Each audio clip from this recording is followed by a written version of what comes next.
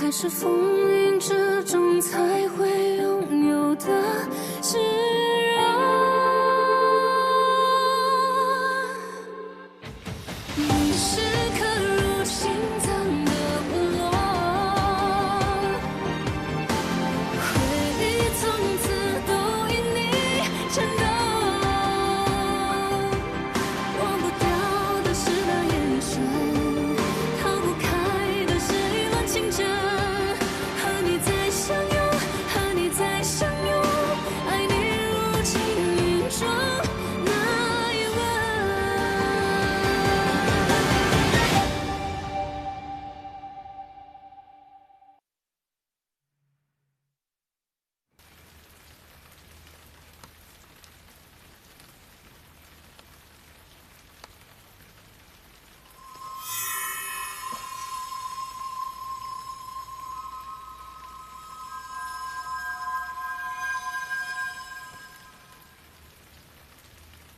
你不必为我消耗灵力，不值得。我利用了若水，我利用它揭开了自己的仇恨，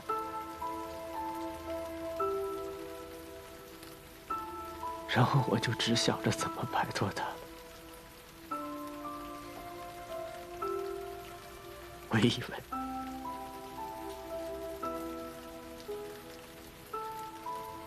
只要我将他送走，就已经算是仁至义尽了。我根本就没有管他的死活。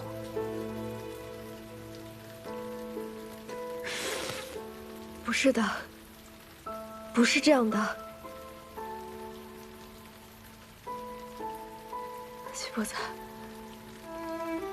穆七白，他用来滋养妖兽君的那些人，他们都是和我一起被抓去沉渊的，多的是老弱妇孺，甚至还有年纪比我更小的人，他们都没有机会，他们也都是无辜的。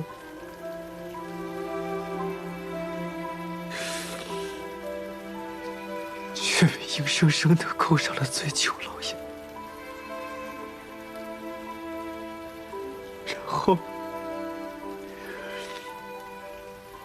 然后还要成为妖兽君的饲料。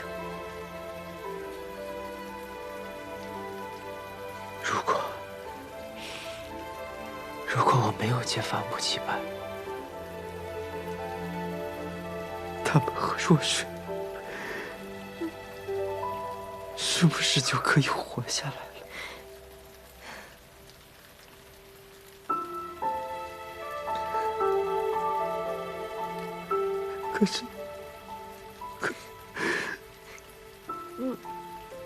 可他们都死了，是我连累了他们。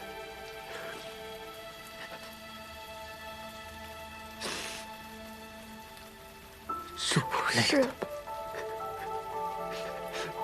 们。你不能把他们的死归结在你身上，这不是你的错。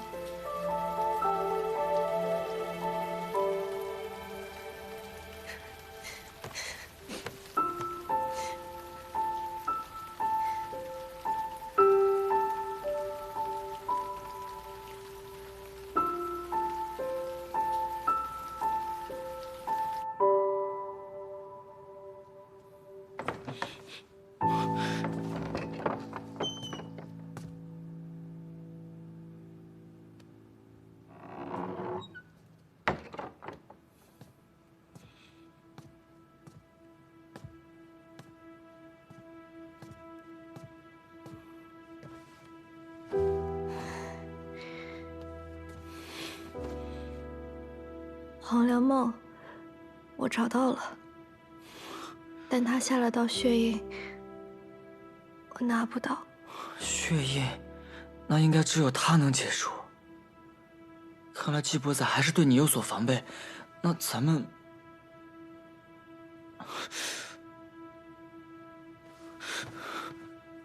明夜，你怎么哭了？而且，我原本以为我在发现黄粱梦的踪迹的时候，我应该很开心，我应该想哇，幸好他在这里。但其实，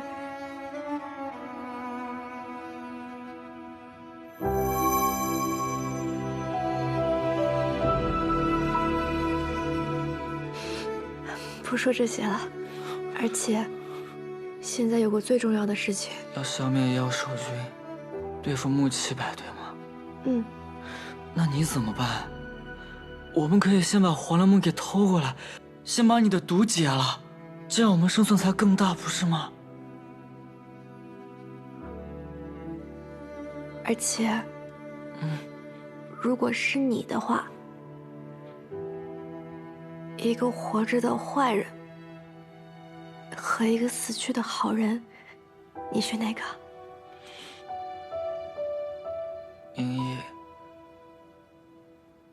我一直都只想让你做一个老不死的好人。什么老不死的好人？你还老不死的好猫呢？等你牙都掉光了，小鱼干都吃不了了。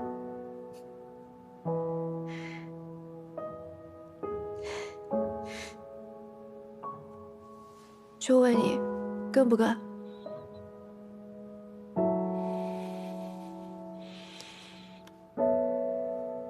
想清楚啦？啊，这就答应我了啊！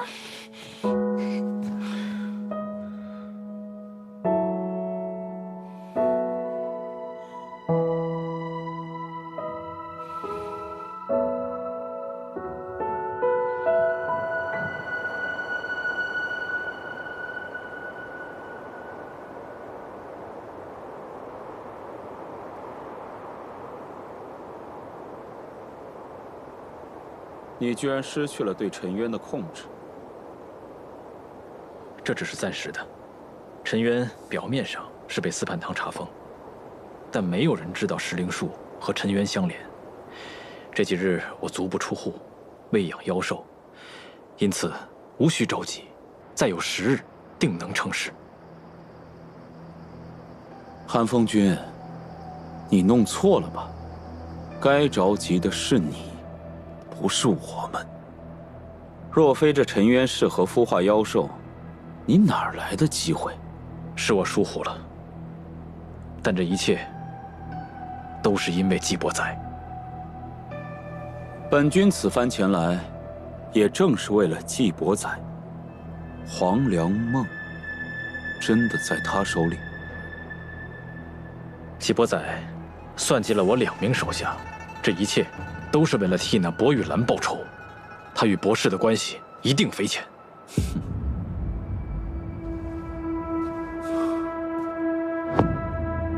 没有直接回答本君的问题，看来你还真的不知道黄粱梦的下落。本君真的怀疑，你也想保全季伯仔，让他有朝一日拿下青云大会，成为6境第一，让你们吉星渊彻底的摆脱逐水灵州。我对逐水灵州绝无二心。就算你有，那也没用。青云大会的输赢，谁来了也翻不过来。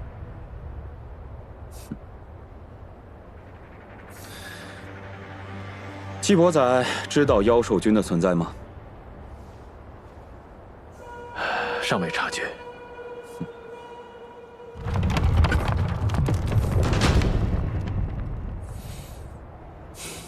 齐星渊这个破地方，连船车都走不利索。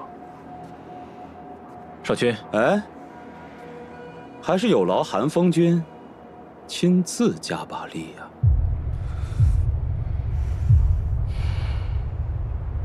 是。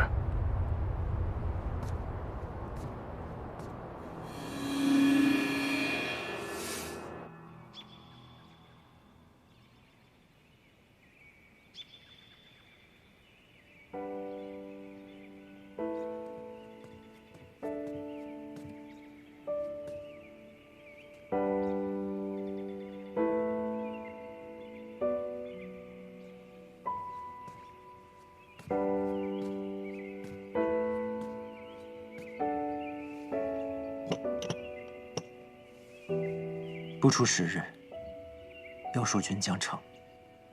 我们所剩的时间不多了。他人都以为司叛堂所看管的陈渊是犯下恶行的罪仙服刑之地，但此地有毒的瘴气弥漫，无人涉足。乌鸡白便想到用此地来炼药，但因药方缺失，只炼出了离恨天。他通过时令术打开了通往陈渊的捷径，毅然将陈渊变成了自己的药方。这瘴气萦绕，除了适合炼药，也同样适合妖兽的生存，所以穆七百才会选择这里孵化妖兽，把你们这些无辜之人抓去给他做事。他们的行事准则从未改变过，将孤儿寡母、老弱残障抓入陈渊，死了就是死了，无人替他们伸冤，所以一直在搜罗和当初我一样的人，生死都无人问津的人，因为对于他们来说，只有像我们这样的人，用起来最为趁手。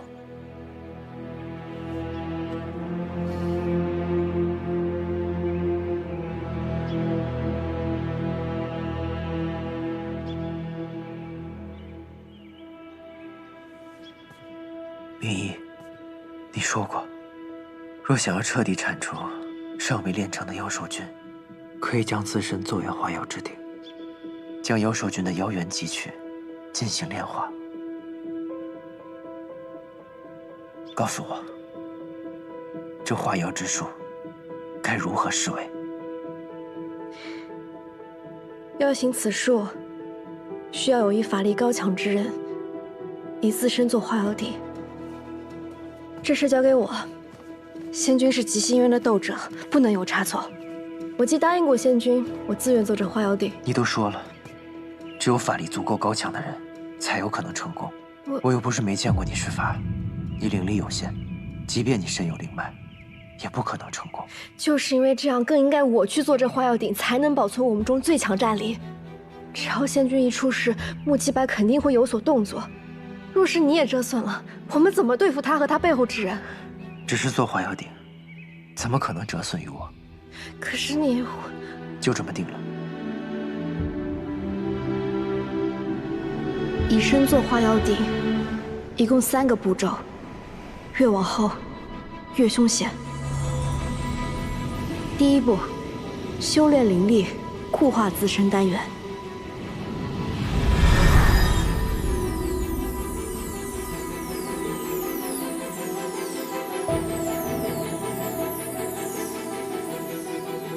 第2步，将妖兽隔空吸入丹元内，便会在体内生成妖元。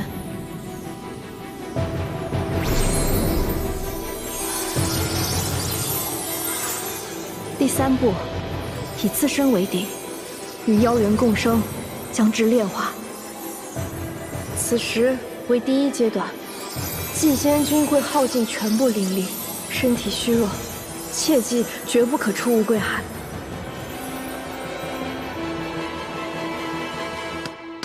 这波仔真要自己做化妖鼎啊？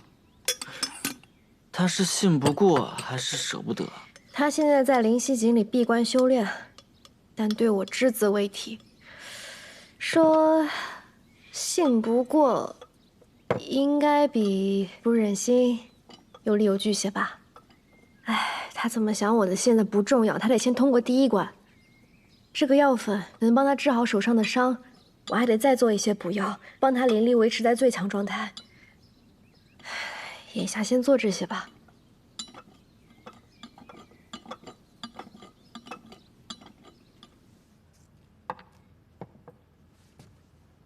司叛，这么晚了还不回去休息？其他兄弟都已经走了。你先回去吧，我批完这本就走。是。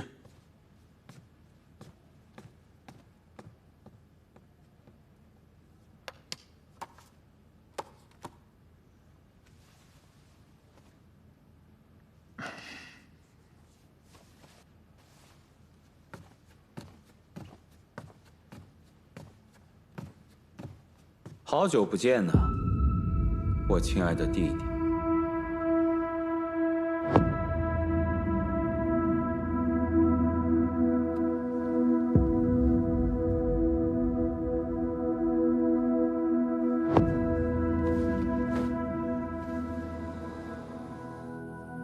你最近可真是春风得意，风生水起啊！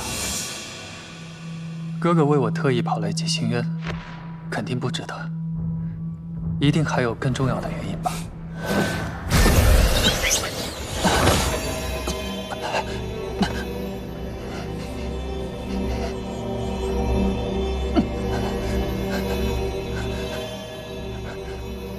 看来你跟灵曼一辈子都没有缘分了。潜伏在吉星渊这么久，居然还未找到黄粱梦，果然这辈子成不了气候。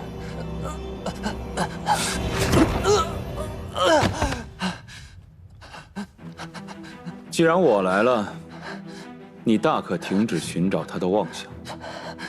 哥哥还是和从前一点都没变，只会向更弱者挥刀罢了。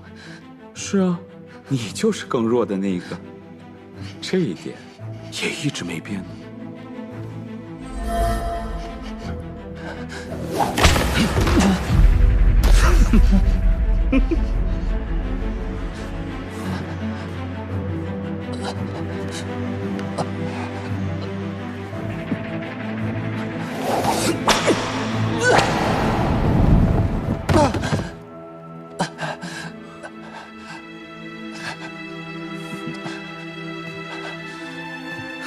还是跟以前一样，无趣至极。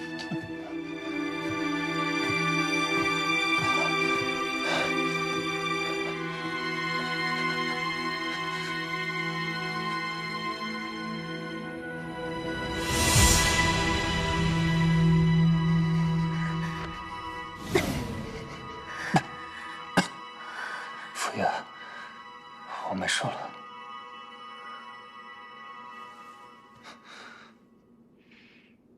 等主上找到黄粱梦，练出灵脉，便再也不会受这般屈辱。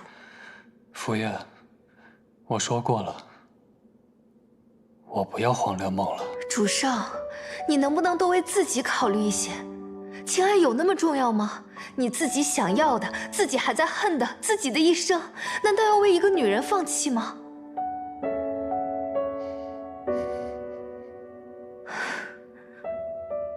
我为主上盯了穆启柏这么久，好不容易有了新的进展，你真的要将黄粱梦拱手让人吗？什么进展？是有黄粱梦的消息了吗？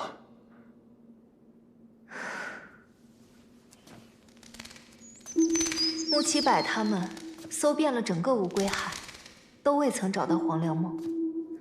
我便猜测，或许是季伯载能够变换出一个真实的灵犀井，只有他自己可以进入，又将黄粱梦藏在了井中。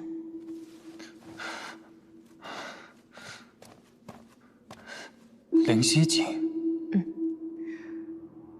主上想要用黄粱梦来救明义的命，可你此时在神都的踪迹已经暴露。如果没有灵脉，他们会让你好好活下去吗？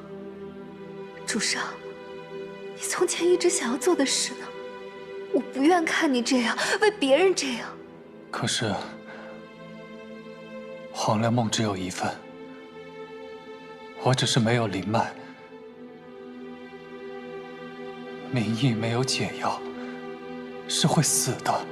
那，你若当作是为了我呢？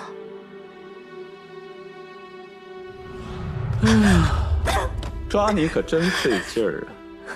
我听说过，狐狸越是遇险，它的皮毛越是鲜艳。把你做成狐球，还需要你紧张一下，给你上上色。那我们就来玩个游戏吧。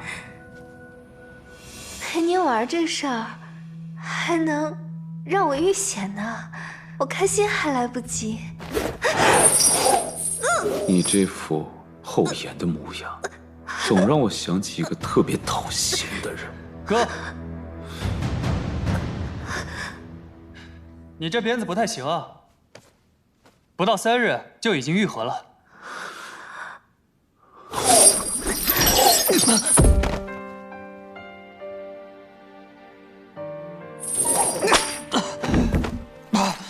托我的福，你这个没有灵脉的废人也能耐起来了，越来越抗打了啊。虽然没有灵脉，也长了新本事，不好吗？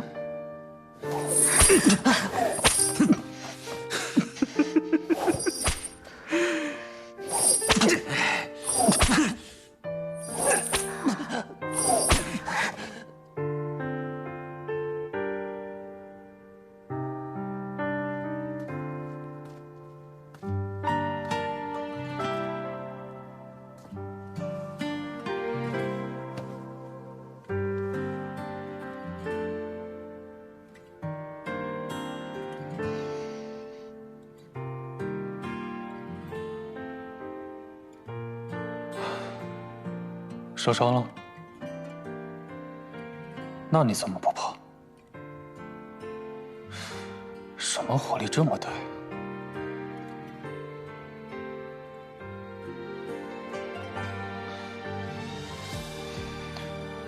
如果你是为了可怜我，那就别哭了。等有一日我能改变这一切的时候，能庆祝胜利的时候，你再哭就是了。但是，你想说，但是我现在这么弱是吧？这个我知道的。我现在能力还远远不够，但曾经有个人告诉过我，只要自己敢想，就没什么能限制我。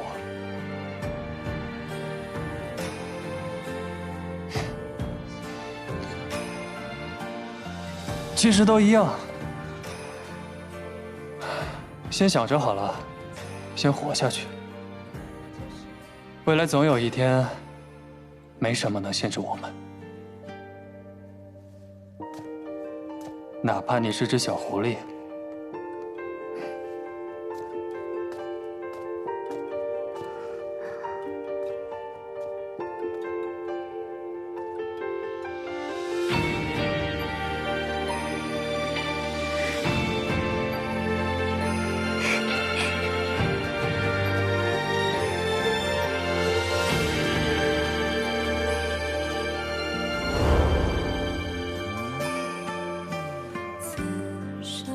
主上看重名义，可在我心里，主上的命比什么都重要。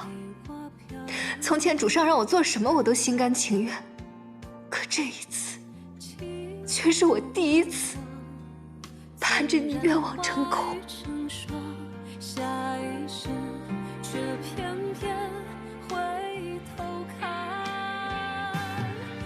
主上，你知道吗？我曾经根本就没有什么珍贵的记忆，只是一只能活一天是一天的野狐狸。可直到那天以后，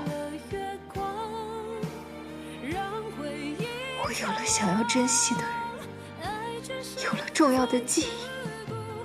我为了你，方知长生有意义。你能不能原谅了我？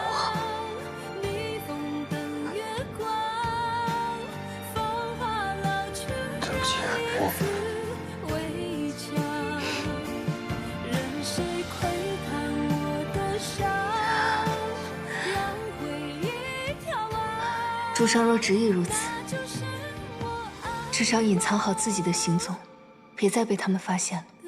我也会想办法去确定季伯仔是否真的练出了实体的灵犀境。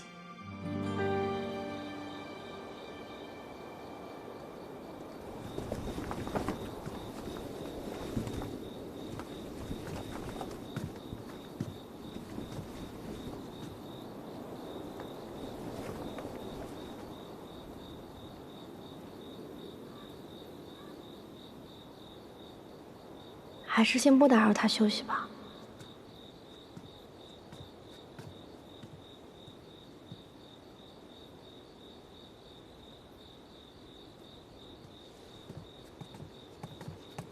要找我？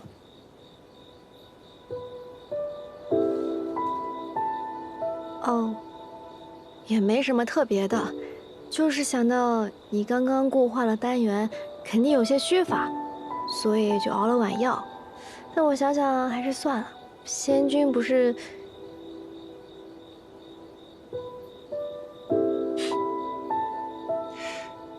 不是，你这好意，我到底能不能领到啊？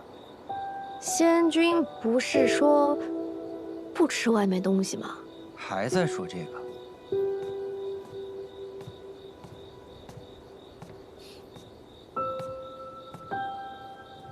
如果是换做别人，他多半会怀疑这仙子本是要下毒，结果忽然心软，改变了主意。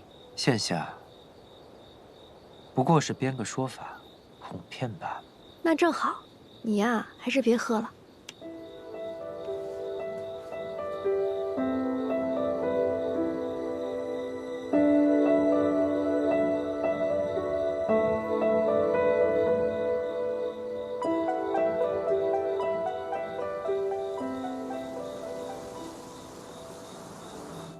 是时候开启第2步了，需用传送法阵，将丹元送抵沉渊，彻底吸空妖兽元神。但此步会暴露施术者气息，请务必以最快速度将丹元传回，否则功亏一篑。以无身作祭，引浩然正气。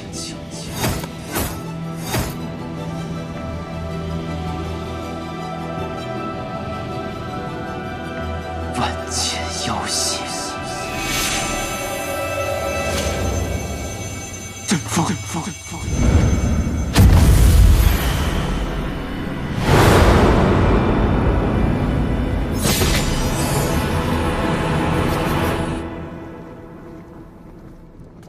请。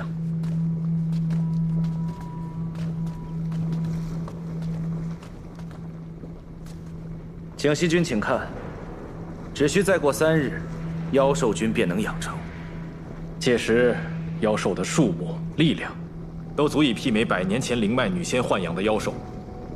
我过去一向嫌姬星渊绳床瓦造，上御旁风，没想到这个穷山恶水，哼，居然派上了用场。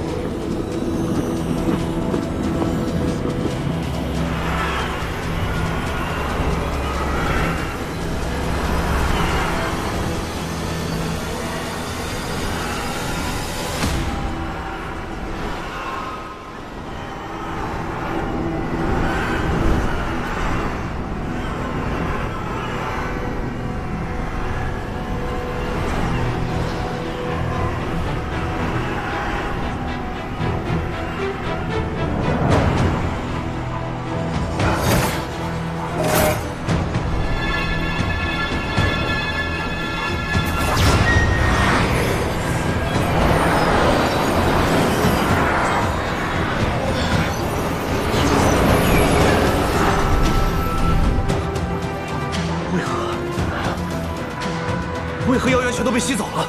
这……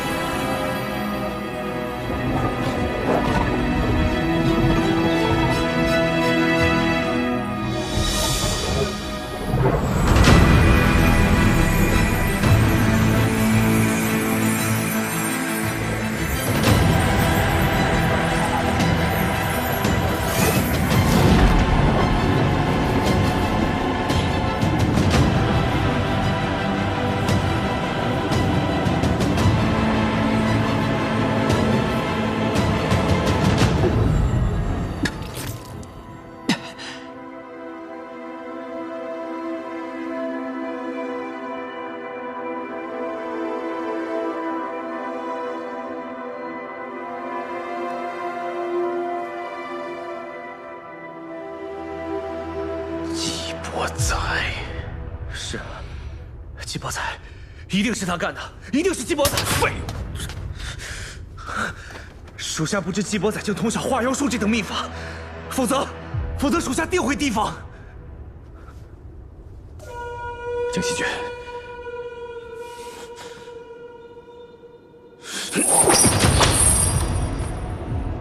果然不能对这个地方有一点指望，穷山恶水，产废物。绝地三尺，你给我把季伯载找出来！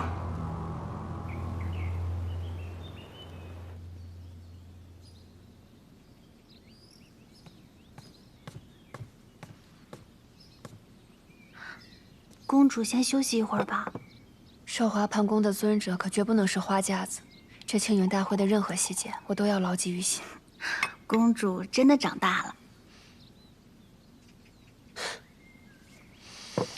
是输怕了。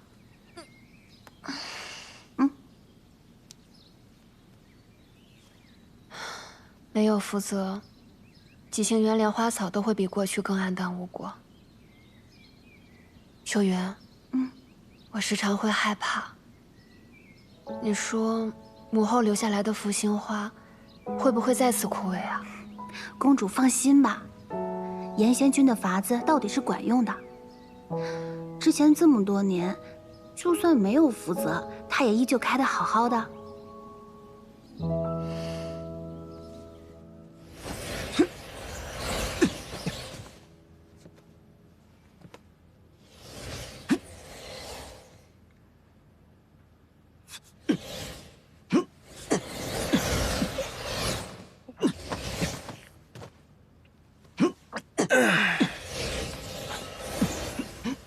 各位，我们没日没夜的训练，而身为最重要的战客，季伯载却连日不曾现身，置整个寿华叛宫于不顾。那我们还练什么？我们拼死拼活的又为了什么？就是啊，对啊，为什么？青云大会是团战，我们需要的领袖是能够统领大局的，而现在，像季伯载这样的人。被公主封为战客，奉若至宝，那我们还在乎什么？我们干脆都不要练了。孙辽说的对，季伯载再不露面，就不配再当战客。是啊，他不来，我们就没有必要再练了。对啊，我们练什么呀？你们别这么说呀！公主，孙辽在寿华叛宫闹起来了。谁说没有季仙君就不用练了？季仙君是战客，但寿华叛宫又不是只有他一个人。若是只靠他才能取胜，他不来就要输掉青云大会，那吉星渊也不算真正变强。大家说，谁说的对？谁说的对？声大了不起呀！我觉得孙辽仙君说的对。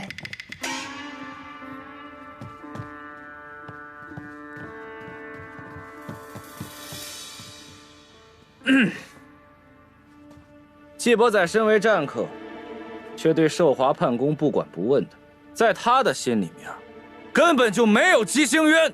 是啊，公主也他说的对啊。这要是韩风君管理寿华叛宫，肯定出不了这事儿。就是。对季伯载来说，斗者青云之路，不过是他摆脱醉囚这个下贱身份的晋升之阶罢了。哦，原来季伯载一直是这样想的，难怪我一直想不通，这季伯载为何不肯来训练。倒是孙辽仙君这番话点醒了我，这样的人的确不配在我寿华叛宫当战客。对，是没错，不配，他不配。不如我们今日改选战客。这改选谁啊？战客之位那么重要，得好好选个人才行。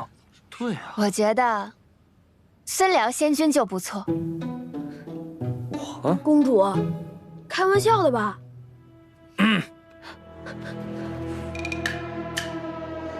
本公主作为寿华叛宫尊者，自然不会开玩笑了。孙辽仙君参加了上届青云大会，从经验上来说，就远超于其他斗者。况且，无论是从斗者选拔，还是近期寿华胖宫集训，孙辽仙君都积极主动，态度优异。本公主今日便下令，废除纪伯载战客之位。说废除就废除，那我们输定了，就是一点情面也不留。废除了，改立孙辽仙君为我寿华胖宫战客。真的吗？好，我支持孙仙君，我也支持孙仙君。孙辽，这丫的行吗？行吗？这是怎么回事啊？我怎么觉得不靠谱呢？我也觉得。谢公主，多谢。过去是我目光短浅，只知盯着纪伯载那一人。如今看来，孙辽仙君才更是威武英俊，比纪伯载更有战神之相。虽然纪伯载有问题，但孙辽……哎呀，咱们闹这一场，光给孙辽做嫁衣了。对呀，也不过是啊。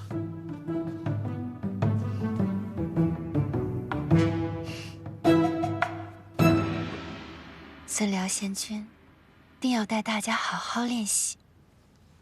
如果表现得好的话，我会告诉父君的。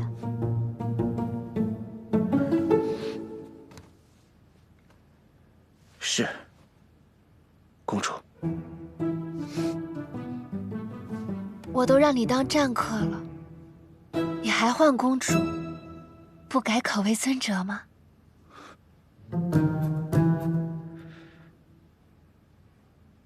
天机为何要出这样的昏招啊？不，这恰恰是他此时最好，也是最省力的办法。好的，尊者。孙辽这么嚣张，天机还这么纵容他，多没面子。面子很重要吗？能达到目的就好。伪装、欺骗、空口承诺，与其费力维护纪伯载，不如捧杀孙辽，让他成为新的靶子。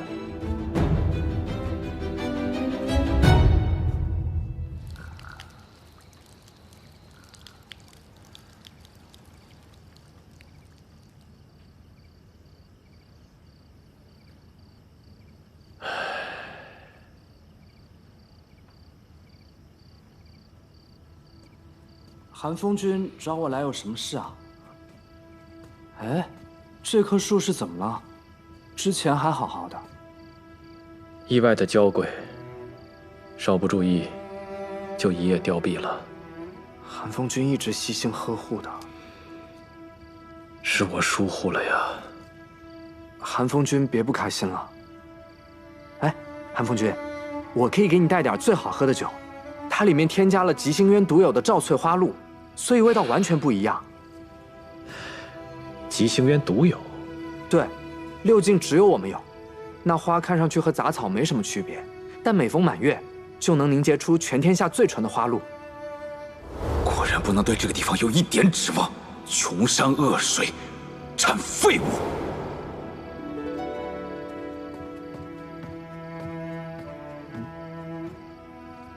这是从隔壁库房打扫出来的杂物，无甚用处。殿下，您看怎么处理？韩风君，这是……我都快忘了，这还是天机给的。天机？恍如隔世啊！那几年，我们叔侄的关系还是很亲的。天机这丫头尤其是甜，一个糖盒，她也舍不得扔，又不想让神君知道，就让我这个叔叔替她保管喽。因为天机把韩风君当靠山啊。所以，看到他和纪伯载联手，能不让我心凉吗？不会的，那只是他嘴上说说，他就是觉得纪伯载作为斗者时特别威风。天机对纪伯载，不会的，他喜欢的人不是他。所以这才更让我心凉啊。当初那个把叔叔当靠山的小姑娘，现在去哪儿了呢？她以后又会怎么样呢？我一定能保护天机，绝不让她受半点伤害。我都没有这个信心。韩风君怎么会没有信心？季伯载，整个极星渊，有谁知晓季伯载的过去？他一个醉囚，又缘何能够生出灵脉？光这一点就已经够让人不安的了，更不提，自从他打败瑶光山、平步青云之后，极星渊便一直动荡不断。是吗？你知道不久前极星渊有妖兽出没吗？我以为那是有人添油加醋，竟然是真的。本君正在追查此事的真相，所以你能为我、为天机扫平所有的危险障碍吗？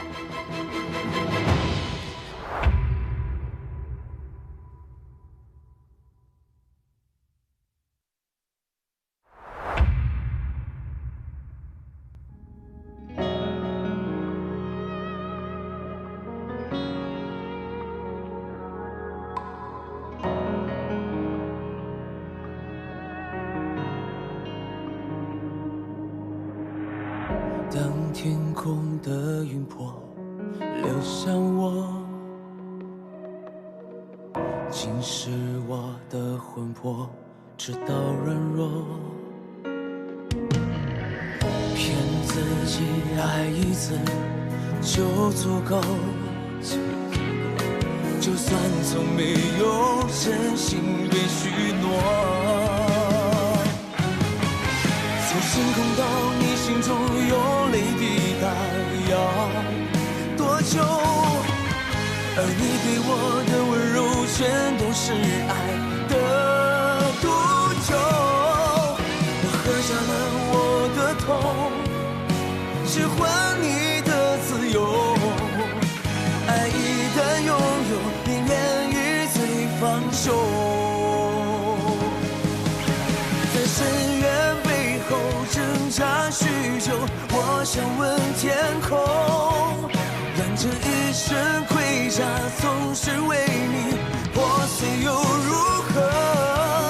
命运从来没有错，太阳也终将会坠落。我拼命抵抗所有的荒谬。